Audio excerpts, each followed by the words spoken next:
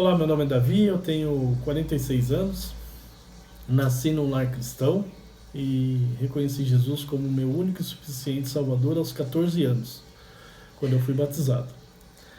De lá para cá o Senhor tem feito grandes maravilhas em minha vida, tem sido muito bom para comigo.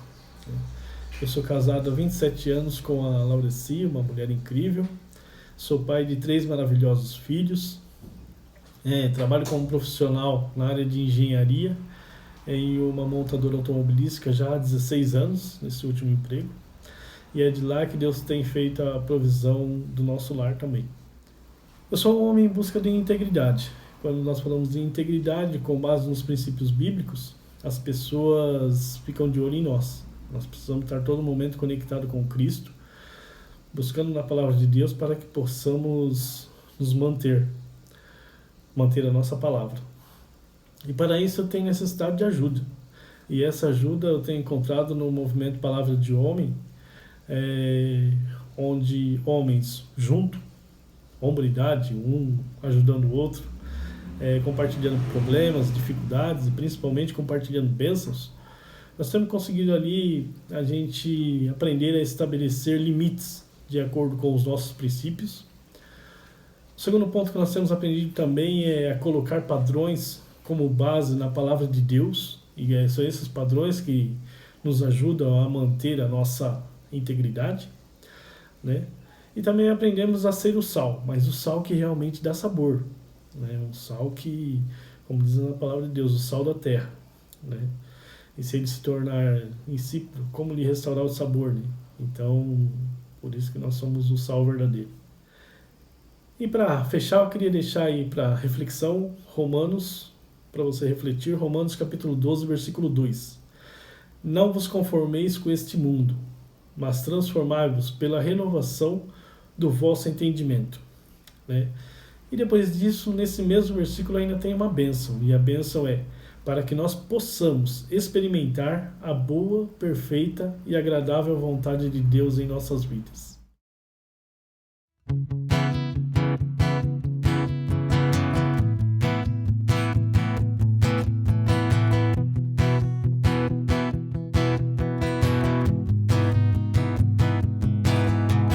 O Senhor é justo em teus caminhos, és bondoso em tudo, bendirei teus atos poderosos, majestoso é o Senhor.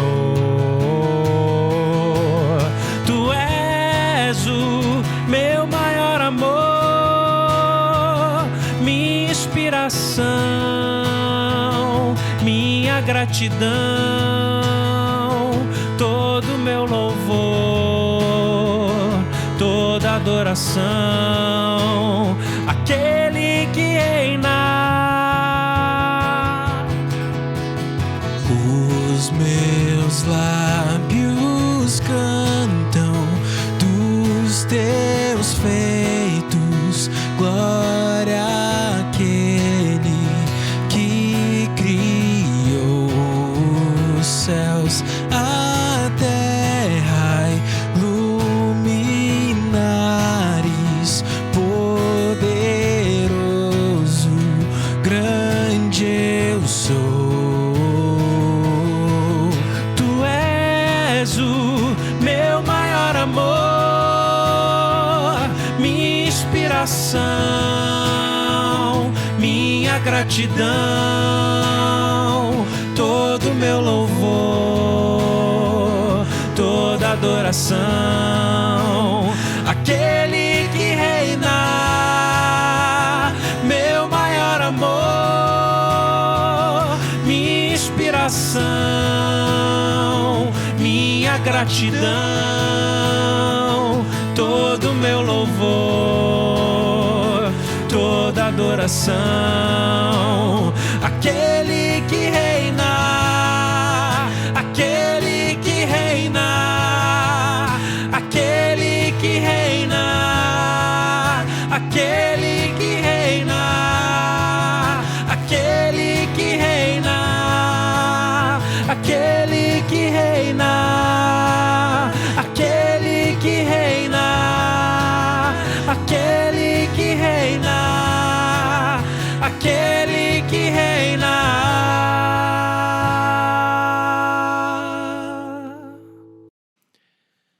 quero falar com você hoje sobre um valor extremamente importante para a vida do cristão, que é a fé. Mas não é a fé que as pessoas falam. A fé que as pessoas falam é assim, mais ou menos um desejo, né? Eu tenho fé que vai dar certo, eu tenho fé que isso, aquilo outro. Não, eu estou falando de fé em Deus através de Jesus Cristo. Meu amigo, você que é do Palavra de Homem sabe que eu tenho procurado levar para você sempre uma mensagem de transformação. E uma mensagem importante fazendo a leitura dos tempos. Por exemplo, em época de pandemia. O que está acontecendo com o nosso mundo? Eu nunca tinha vivido isso, você nunca tinha vivido isso. A gente sabe da história, mas talvez a pior de todas foi a gripe espanhola, isso lá no começo do século XX. Mas e agora? Nós estamos vivendo esse período, e nesse tempo há muita luta, muita dor, muito medo no coração de muita gente. E um artigo que eu estava lendo a respeito de saúde mental, muito interessante, diz que há 4 aspectos que são muito sérios, que têm afetado a saúde mental das pessoas. O primeiro é o isolamento social. O segundo é a distância, a saudade, a solidão. O terceiro são as más notícias. E o quarto são os serviços suspensos.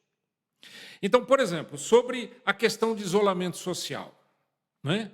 Pandemia, isolamento social, fique em casa, não saia, não vá para aglomerações, etc. O que isso tem gerado na vida das pessoas?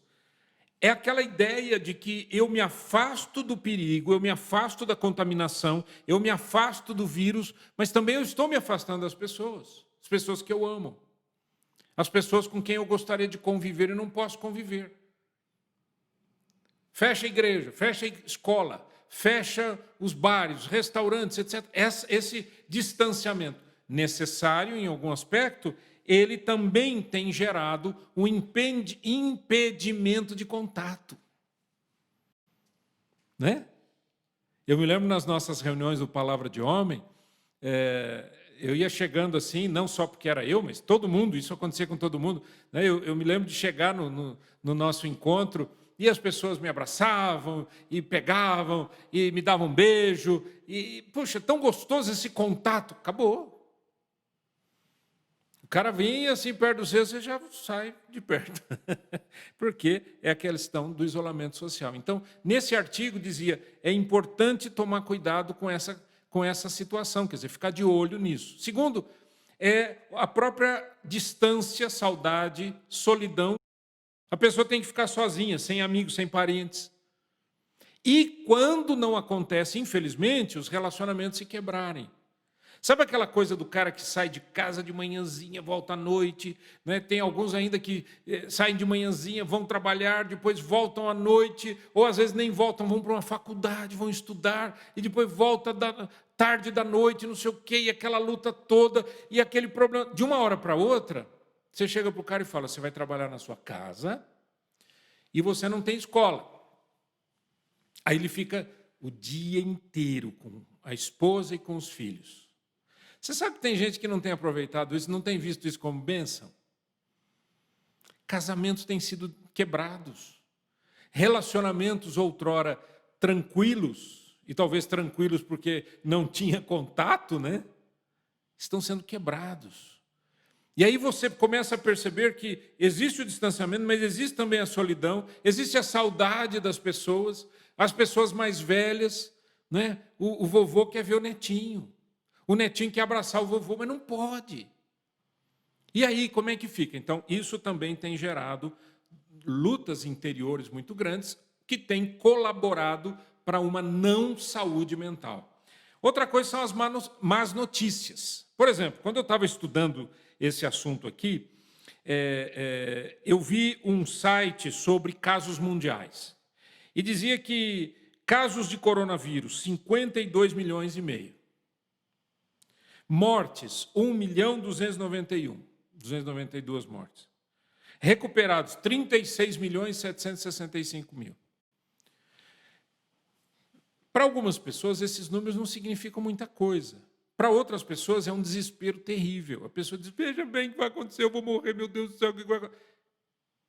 Calma. cuidado com o que você lê. As más notícias corrompem o coração da gente. Não é? Eu não estou falando que a gente não pode ler notícia, a gente tem que saber discernir as notícias. Outra coisa, discernir os dados de onde vêm. Que tipo de informação que vai me ajudar e que tipo de informação que vai piorar a minha situação. Você também tem que ficar de olho nisso.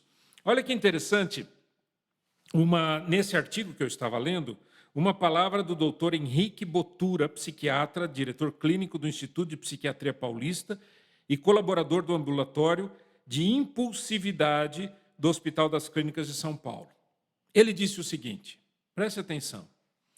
Inicialmente, uma tensão muito grande, uma mudança de rotina muito grande, conflitos familiares, culminando em alteração de sono e de funcionalidade como um todo. Conforme as pessoas foram se adaptando ao processo, algumas foram conseguindo se organizar melhor. Mas o que a gente mais percebe, que persiste, é um sono bagunçado, muito provavelmente por causa dessa transição do mundo externo para o mundo interno. Os impactos são vários, já que aumentou muito a tensão, a ansiedade.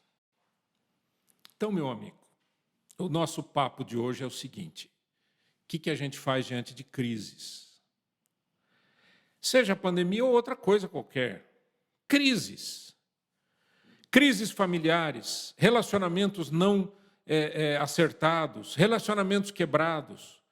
O que a gente faz com o trabalho que não vai bem, a receita que não entra? Como é que a gente enfrenta a crise? A primeira coisa que a gente tem é a ansiedade. Entra dentro da gente medo pelo amanhã, medo pelo que vai acontecer. Meu Deus, e agora? Se eu perder o emprego, eu estava para me aposentar, mas se eu perder o emprego, eu não vou me aposentar agora, e talvez... e o que vai acontecer? Quantos medos! Então, eu quero trazer para você fé no Senhor Jesus. E quero trazer para você isso a partir da Bíblia Sagrada. Então, a primeira coisa que a gente precisa fazer é confiar em Deus. Olha só que interessante esse texto de Deuteronômio 4, 30 e 31. Quando estiveres em angústia, e todas essas coisas te sobrevierem nos últimos dias, e te voltares para o Senhor teu Deus, e lhe atenderes a voz, então o Senhor teu Deus não te desamparará, porquanto é Deus misericordioso, nem te destruirá, nem se esquecerá da aliança que jurou a seus pais. O que o texto está dizendo? Está lá na crise? Vá para Deus, confie no Senhor. Coloque diante de Deus, meu amigo, vai lá. Jesus, por exemplo, ele ensinou que a gente deve, para orar, entra no teu quarto, fecha a porta, fala com o Pai. O Pai que te vê em secreto te recompensará. Fale com Deus. O Senhor não esquece das alianças, diz o texto. Ele não esquece do cuidado que Ele prometeu ter para conosco. Segundo lugar, pegue as suas dores, aquelas angústias, e também leve para Deus. Segundo Crônicas, capítulo 20, verso 9, diz assim: se algum mal nos sobrevier, espada por castigo, presta atenção, peste ou fome, nós nos apresentaremos diante desta casa e diante de ti, pois o teu nome está nesta casa. E clamaremos a ti na nossa angústia, e tu nos ouvirás e livrarás. O que é? Que texto é esse? É um texto de consagração do templo de Salomão. O que eles estão dizendo é o seguinte: Senhor, diante da crise, diante da dor, diante das pestes, diante da morte, nós vamos clamar ao Senhor. A gente vai ficar na tua presença. Leve as suas dores para Deus. Não carregue para você. Não vá beber, encher a cara, achando que quando você enche a cara, você acalma. Precisa acalmar, já precisa beber um pouco. Não vai resolver nada. Pior, vai ficar pior depois. Que a hora que passa o efeito da bebida, você descobre que está mais desesperado ainda. Certo? Não vai fazer isso. Leva para Deus. Terceiro, afaste o medo que existe em você e comece a ajudar os outros que precisam. Tem gente que está muito pior que você, pode ter certeza. Olha que legal esse texto de Provérbios 24:10. Provérbios 24:10. Se te mostras fraco no dia da angústia, a tua força é pequena. Livra os que estão sendo levados para a morte e salva os que cambaleiam indo para serem mortos. Olha que interessante. Você está na crise, você se mostra fraco, a sua força é pequena. Você fica mais fraco ainda e não vai ajudar em nada. Mas aí ele diz, pelo contrário, faz uma coisa, livra os que estão sendo levados para a morte. Ajuda o próximo, ajuda a pessoa que está precisando. Não é? Hoje, com essa enorme facilidade que a gente tem de comunicação, através da internet, através de telefones celulares, smartphones, etc., faça isso, fale com seus amigos, ligue, bate um papo. E aí, meu amigo, olha, não desanima, não. Grave uma mensagem, não quero conversar, grave uma mensagem, escreva um texto, leve para as pessoas vida, porque é só isso que ajuda. Na continuação desse mesmo assunto de ajudar os outros, olha só, 2 Coríntios 1:4. É Ele, o apóstolo Paulo falando de Deus, do Senhor Jesus, é Ele que nos conforta em toda a nossa tribulação, para podermos consolar os que estiverem em qualquer angústia, com a consolação com que nós mesmos somos contemplados por Deus. Olha que lindo isso. O que Deus faz? Ele me dá paz para eu ser um pacificador. Ele me dá tranquilidade para eu tranquilizar as pessoas. Ele cura os meus traumas para eu ajudar a curar os traumas das pessoas. Ele me consola para eu consolar as pessoas. Ele fala do seu amor para comigo para que eu possa falar do amor dele para as pessoas. Então lembre sempre que quanto mais você aplica a sua fé, muito mais você cresce, você se desenvolve e você passa pelas crises com muito mais vigor e com muito mais força. Se no dia da angústia a tua força está pequenininha, vai ficar pior. Mas se no dia da angústia você leva tudo para Deus, e você busca o Senhor, e você clama por misericórdia, sabe o que vai acontecer? Você vai ser forte o suficiente para passar pela luta, passar pela crise e ajudar aqueles que estão passando por crise. O que você acha? Não é uma boa? Vamos pensar nisso? Vamos orar. Eterno Deus, em nome do Senhor Jesus, nós não queremos, Senhor, carregar um fardo nas costas, nós queremos entregar esse fardo ao Senhor, confiando que o Senhor é poderoso para nos libertar, nos curar, nos confortar, nos consolar e nos dar a vida que precisamos. Ajuda-nos a ajudarmos as pessoas, em nome de Jesus. Amém.